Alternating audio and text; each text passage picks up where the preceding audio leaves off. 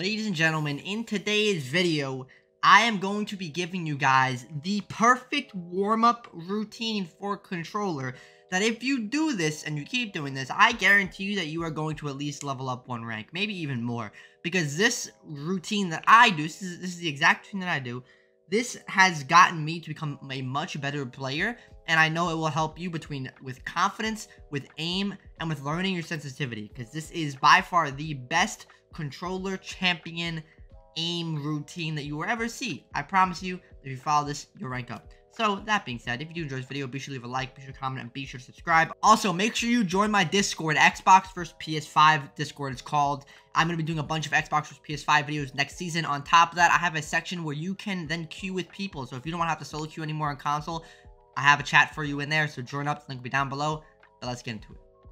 Alright, now to start this off, the first thing that I'm going to do, whenever I load up into Siege, before I stream, before I play ranked, whatever it may be, is I make sure that I do a T-Hunt. Usually I'll do about 2, but this T-Hunt is going to do so much for you, and we're going to work on a lot of stuff in this, but let me explain. The T-Hunt is generally just going to be for you to get your movement, up on par with how it normally should be, as well as improve it, and kind of get you back into your sensitivity. Kind of, just generally start to understand it. I think the best way to do a T-Hunt would be like, put on house only. I think house is the fastest way you can do it. You could change it in your settings in the matchmaking preferences. You could put it on house only.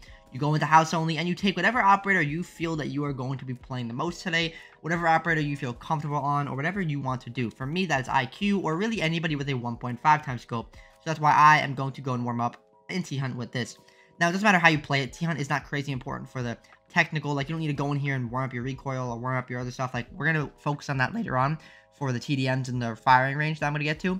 But this is really simply just going to be to kind of get your movement into place, get the blood flowing, get the analog sticks flicking, and yeah, just make sure you do this before you play. Like, even if you want to do this for longer, you can too. I just do 2 because I'm majority focused on my TDM matches, which I'll explain after. But I just do 2. Even if you want to listen to some music, go ahead and do that. But that is what I do for T-Hunts. Automatically, no matter what, I do at least 2 T-Hunts. Now, obviously, when you're doing T-Hunts, you're really only doing them kind of just to get warmed up. Like, you're going to put it on normal. You don't need to play on any type of hardcore difficulty.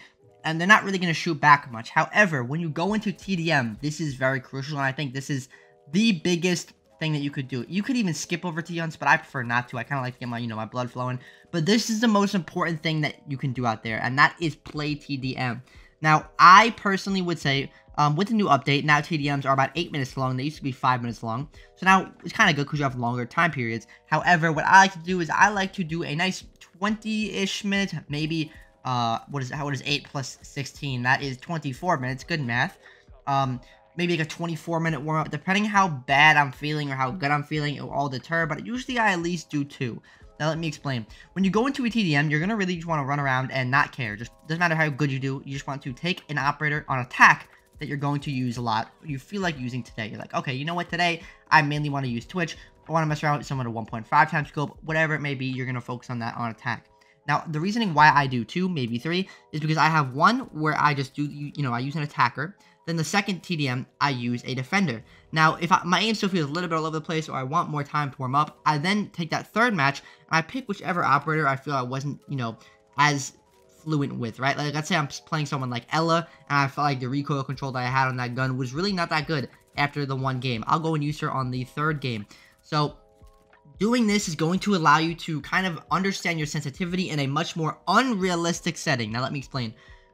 When you play this, people are going to be running around like an absolute fucking maniac. Like, I'm talking like people play TDM like their life depends on it, and they play like freaks. So, in a real game situation, you are not going to deal with this. Like, if you can excel in a TDM, you are going to do much better when it comes to aim in an actual game. Because an actual game is way slower paced. People are droning out. People are holding angles. But in TDM, people run around like a chicken without a head. So if you can actually keep up with that, and you can get those fast kills, those flicks that you're going to have to hit, it is going to prepare you so much more for the actual game. That's why I like to choose this over playing casual. Some people like to go play casual.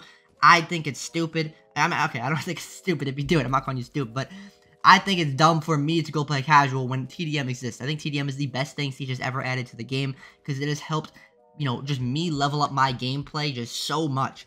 because being able to use an attacker and a defender and put myself in a super fast situation, I then go in and play normal ranked, and my aim is so much better because I'm so used to flicking around and hitting idiots that are playing like stupid kids, bro. Like, I'm telling you, TDMs are the best thing that you can possibly do, and I would definitely recommend doing them. Like I said, you don't need to do them forever. Do, you know, at least 2 games, I think. One as an attacker, one as a defender, which is about 16 minutes total, which is not too bad, not too bad. If you can only do one, then go ahead and switch the attacker and defender at halftime if you're in a rush, whatever it may be. But I personally think that if you want to see the best out of your aim, the best out of your ability, because this is going to boost your confidence. If you go in and you drop 30 kills, bro, you're getting that confidence boost. You feel like Bolo himself, bro. You feel like, you know, you're him. So that's why I think that it not only helps the aim, but it also helps the confidence. Like, if you can go in and start slamming kids, bro, like, you are going to bring that confidence over into the actual game, and that's what I do. Nice little voice crack, holy.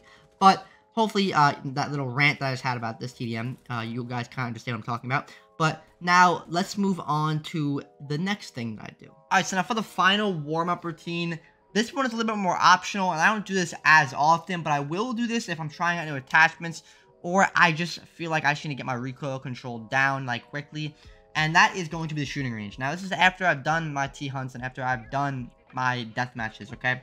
So what I'll usually do is I don't really use this one much. Like, I mean, maybe I'll come to this one and I'll shoot it a little bit. But I personally feel that this one is going to be the best thing that you could do. And let me explain why, right? So if you ever feel like you are, you know, still, after all that, still feel like shit and cannot hit your shots, what you do is you come here, right? And you're going to strafe left and right while you shoot at this. Like that. You see, I missed a couple shots. Now let me go back. Do the same thing again.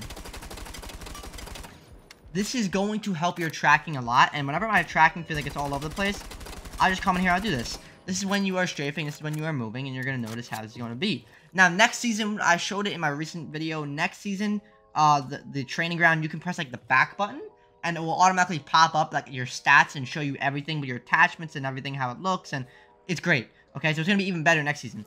But this is what I like to do. Like I said, I don't really use that one much, but that one's not bad either if you just want to warm up on there. But this one I use for my strafing. If I ever feel like it's all over the place, I will come in here and I will keep warming it up until I feel it is better. And this helps a lot. I promise you this helps a lot. You can see where you're hitting, right? You could like see like for example, you can see the chest area. You can see everything that you are hitting, and you can see your shots missed, and you can see everything. And it is great. So I would definitely recommend doing this. I think this is also really good for next season. Like I said, if you are somebody that changes your sensitivity a lot, if you find that you are always changing your sense, this is going to be really important for you, because you want to figure out if you control your aim with the sensitivity or even with the attachments. If you're somebody who wants to try out different attachments, next season is going to be even better. Like I said, I'm sure I have it on screen where you could see like the stats of everything that you're using. So like you could literally switch from a 1.5 times scope to a red dot A, or a different barrel, or even a different angled grip, and then you can then shoot at this, right? Or even shoot at a dummy over there, and then you can press the back button and it'll have your logs of each attachment that you've used, so you can see everything. So I think it's all going to come together really well and going to be able to help you, just level up your gameplay. But hopefully this video did help you guys. Like I said, I think if you do all this, you will guarantee to get ranked up with time, because you're going to build that confidence, you're going to build that aim up, you're going to build those muscle memory up from, just using the same stance and grinding out.